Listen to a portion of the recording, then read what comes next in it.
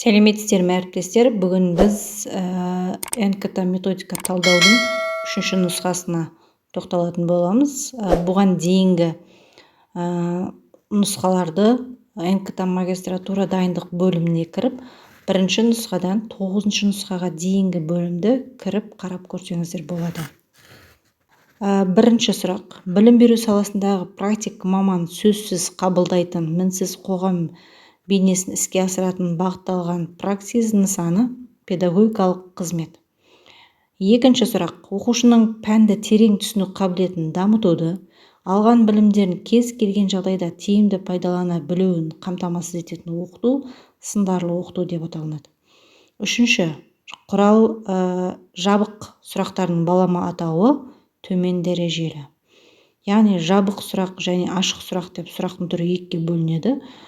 Жабық сұрақ дегеніміз, яғни я немесе жоқ деп тек қана сондай, мысалға бір сұрақ қойылады, соған мысалға бұл орындық па, я деп жауап береді. Егер я болса, егер жоқ болса, онда жоқ деп жауап береді. Яғни осындай сұрақтың түрлері бізде жабық сұрақ деп аталынады. Енді оның балама атауы Блум таксономиясы бойынша төмен дәрежелі деп аталынады.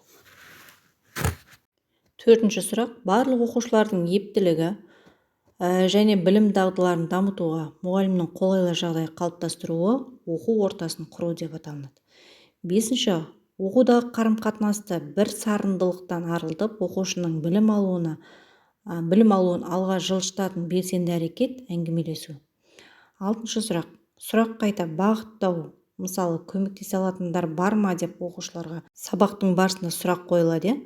Яғни бұл басқаға бағыттау, сұрақты қайтадан басқа адамға бағыттау деп аталынады.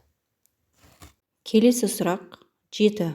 Оқушыға тапсырманы орындауға кеңес берілмегендіктен оқушының қабілеті жетіп тұрса да тапсырманы орындай алмауы, бұл Флейблдің зерттемесі өнімділік тапшылығы деп аталынады. 8-ші сұрақ. Мұғалімдердің рефлексиялық оқыту тұрғысынан қолданылатын дағдылардың бірі, яғни мысалы оқушыларға сабақтың барысында тапсырма беріледі. Сол тапсырмалардың тапсырмаларға оқушылардың берген жауаптары, яғни дәлелдері. Яғни бұл дегеніміз Блум таксономиясы бойынша дәлелдерді бағалау, тұжырымдау деген категориясына сәйкес келеді. 9-шы. Тыңдаушы өзіне қарағанда сөз сөйлеушіге көбірек құлақ асып, барлығы сезімдер әрекетте болатын тыңдалым түрі терең деп аталынады. 10-шы сұрақ. Бұрынғы материалға оралу, ой салу, дұрысын қабылдау, толық жауап беруге итермелеу мақсатында қойылатын қарапайым сұрақ түрі 4-ке болу. 11. Бала тәрбиесі туралы ғылымның озық жетістіктерін отбасы тәрбиесіне ендіру жолдарын қарастыру отбасы педагогикасының негізгі мақсаты. 12. Педагогиканы оқыту принциптері оқытуға қойылатын талаптар жүйесі. 13. Педагогиканың ғылым ретіндегі зерттеу қызметі зерттеу. 14. Оқытудың сөздік әдісі, яғни түсіндіру, оқулықпен жұмыс. 15.